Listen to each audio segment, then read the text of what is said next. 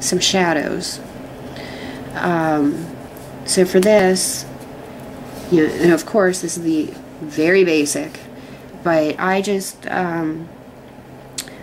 went in with one of my purples. I'm sorry, I can't remember. It may even have been my dark purple here, and just did a sphere. And this line here is going to represent a corner, so wall, floor. And we want to get a nice shadow under here that goes off of, you know, your ball, your sphere, whatever.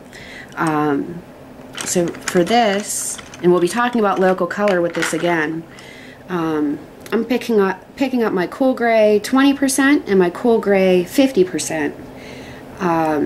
Though your shadows can really be anything. It could be a mixture of like an indigo and a purple, or a brown and a red. It could be black, it could be warm grays, French grays, you know, whatever your drawing calls for. But in this case, I'm just going to use my cool grays. And again, that's my cool gray 20% and my cool gray 50%. And some people like to work light to dark, others like to work dark to light. It's whatever works for you. And in this case, I'm working light to dark, mostly because I want to figure out the actual shape of the shadow. And the farther away from the object, the lighter the shadow is. The closer to the object, the darker it is. So my cool gray 20% will be used out here, and we'll do a gradation and work my cool gray 50% closer to the sphere, closer to the object. So let's go with my cool gray, and I like to bring the cool gray pretty much almost all the way to the object.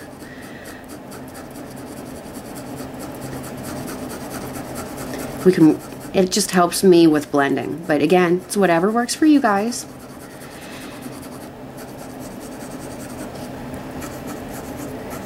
And since it is a round object, our shadow is going to be rounded a little bit. So with a nice light hand, pretty much blocked in my shadow form. And that, again, was with the cool gray 20%. Now I'm going in with my cool gray 50%, and I'm bringing it pretty close to my object. And from here, we can just kind of start to feather it out, blend it out. So have your hand pressure closer to the object. The farther out we go, you want to lighten up on your hand pressure. And pretty soon, they'll just blend together. Now I know you're seeing that white area right underneath my sphere. I'm going, why is she doing that? Well, I'll tell you why. I'll be incorporating some local color into our shadow. You can apply local color to the shadow, and this works greatly, especially if you are using opposite colors from your object to your shadow. Lots of people use the opposite colors in their shading. You know, so if this was a blue circle, someone could be incorporating orange into their shadow. And that's really knowing your color theory, know your color wheel. But in this case, I am just going to go in with my local color and have it kind of reflect within the shadow. So at the moment, I'm back to my 20% gray, just to blend this all in with each other. That's a pretty nice blending.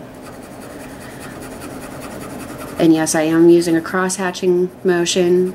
That's my typical, but you could also do little circles or directional lines. All depends on what you want. So now I'm going to grab my dark purple again. I think that's the one I used for this. And I'm bringing some of that in right underneath the object, very light-handed. And I'm going to bring this out, not a whole lot, but a little bit into my shadow. And since the sphere is round, I kind of want my shadow to be an ellipse, so it's rounded. Okay, now I'm going to go back in with my 50% gray with a medium pressure, I guess.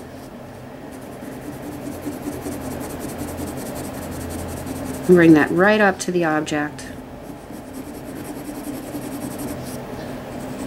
And now I'm blending that dark purple in to my 50% gray that had already been applied.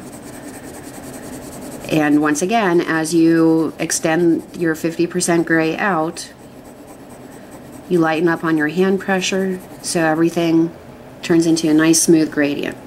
I'm going to go back in with my 20% gray, sorry guys, and just blend it all together one more time. And since it is kind of a reflective shadow, I do like to put an extra highlight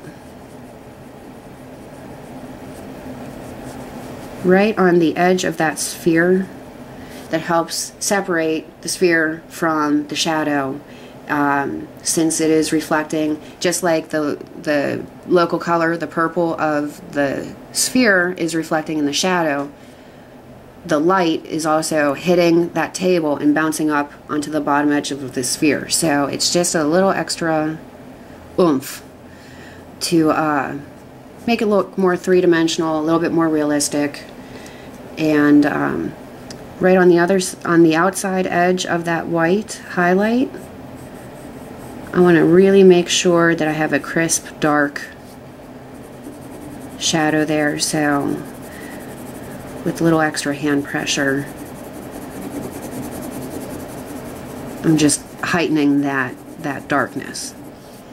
So there we go. We have a nice shadow going with some reflective properties.